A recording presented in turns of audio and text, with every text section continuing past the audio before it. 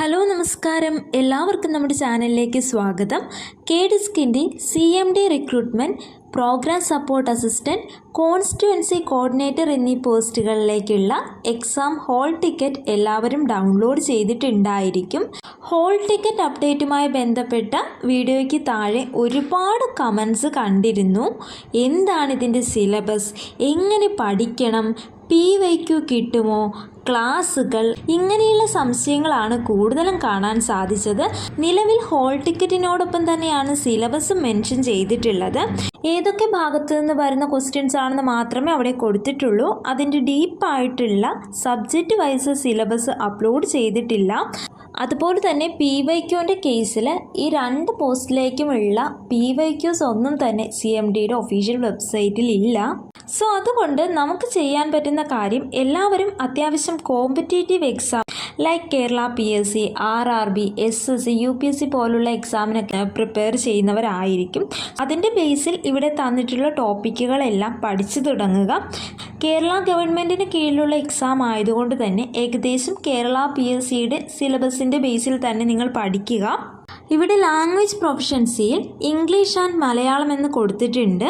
So English grammar നോക്കുക, അതായത് articles, synonyms, active and passive voice, tense, direct and indirect speech, അങ്ങനെയുള്ള grammar related ആയിട്ടുള്ള portions ആയിരിക്കും English എന്ന് കൊടുത്തിട്ടുള്ള ഭാഗത്ത് നിന്നും വരുന്നത്. അതെന്തായാലും നിങ്ങൾ പഠിച്ചെടുക്കുക. ദെൻ പിന്നീട് മലയാളമാണ് ചോദിച്ചിട്ടുള്ളത്. മലയാളത്തിൽ നിന്നും ഗ്രാമർ പ്ലസ് ലിറ്ററേച്ചർ കൂടി നോക്കുക. സാഹിത്യ അക്കാദമി അവാർഡുകൾ, പുരസ്കാരങ്ങൾ, കഥാകൃത്തും കൃതികളും, അങ്ങനെയുള്ള കാര്യങ്ങൾ കൂടി ജസ്റ്റ് ഒന്ന് പഠിക്കുക. പിന്നീട് ക്വാണ്ടിറ്റേറ്റീവ് ആപ്റ്റിറ്റ്യൂഡ് എന്ന ഭാഗത്ത് നിന്നും board maths, number system, simplification, LCM and HCF, percentage, profit and loss, simple and compound interest, ratio and proportion, average, time and work, ഒരുപാട് പോർഷൻസ് ഉണ്ട്. ഇതെല്ലാം ജസ്റ്റ് നിങ്ങൾ നല്ല രീതിയിലൊന്ന് പ്രാക്ടീസ് ചെയ്തിരിക്കുക.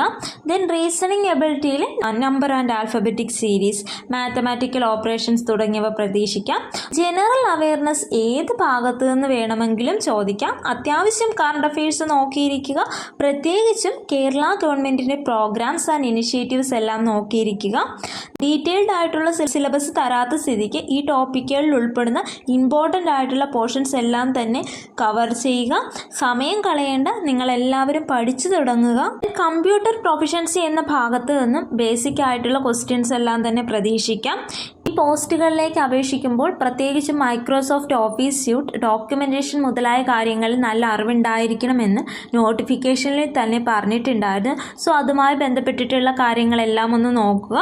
Input device, output device, memories, operating system മുതലായ കാര്യങ്ങളെല്ലാം നല്ല രീതിയിൽ പഠിച്ചിരിക്കുക. ഇതിനോടൊപ്പം തന്നെ സൈബർ സെക്യൂരിറ്റി എന്ന ഭാഗം കൂടി ജസ്റ്റ് ഒന്ന് കവർ ചെയ്ത് പോവുക. ഏകദേശം ഈ ഭാഗങ്ങളിൽ നിന്നെല്ലാം പ്രതീക്ഷിക്കാവുന്ന ടോപ്പിക്കുകളാണ് പറഞ്ഞിട്ടുള്ളത്. ഇപ്പോൾ നിങ്ങൾ ഏത് എക്സാമിന് വേണ്ടിയാണോ പ്രിപ്പയർ ചെയ്യുന്നത് അതിലെല്ലാം ഈ ടോപ്പിക്കുകളും ഉണ്ടാവും. സോ ഒന്നുകൂടി റിവൈസ് ചെയ്ത് ഈ എക്സാമിനും അത് ഉപകാരപ്പെടുത്തുക. ഇതുവരെയും പഠിച്ചു തുടങ്ങിയിട്ടില്ലാത്തവരാണെങ്കിൽ എത്രയും പെട്ടെന്ന് തന്നെ നിങ്ങളുടെ പഠനം സ്റ്റാർട്ട് ചെയ്യുക. ഇപ്പോൾ നിങ്ങൾക്ക് ഓരോ ടോപ്പിക്കിലെയും ഏതൊക്കെ ഭാഗങ്ങളിൽ നിന്നും ചോദ്യങ്ങൾ പ്രതീക്ഷിക്കാമെന്നത് ഇവിടെ സ്ക്രീനിൽ കാണാൻ സാധിക്കുന്നതാണ്.